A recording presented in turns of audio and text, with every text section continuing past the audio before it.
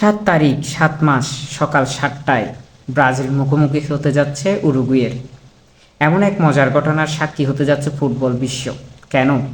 সব কিছুতেই 7, এই যেন লাকি 7। লাকি 7 মানুষের জন্য হলেও ব্রাজিলের জন্য 7 যেন আনলাকি একটা সংখ্যা। জার্মানির বিপক্ষে 7-1 গোলের পরাজয় এখনও ব্রাজিল ভক্ত থেকে শুরু করে ব্রাজিলিয়ানদের যে ক্ষত তৈরি করেছে তা এখনও মোছেনি, মুছবেই না মনে হয় কখনো।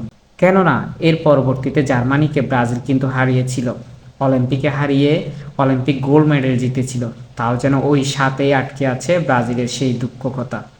ব্রাজিলিয়ানদের মতে অথবা ব্রাজিল সাপোর্টারদের মতো যতদিন না আর্জেন্টিনা 7টা গোল খাচ্ছে ততদিন পর্যন্ত হয়তো এই ক্ষত মুছবে না ব্রাজিলিয়ানদের।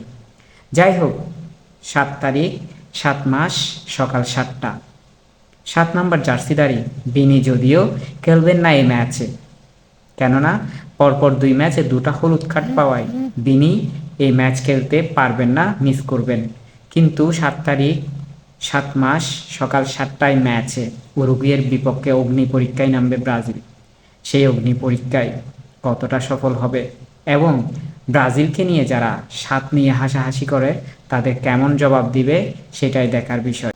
নাকি আবারও দুঃখগাথা হয়ে ব্রাজিল ফিরবে বাড়িতে আর উরুগুয়ে যাবে সেমিফাইনালে, সেটাই দেখার অপেক্ষায় বিশ্ববাসী।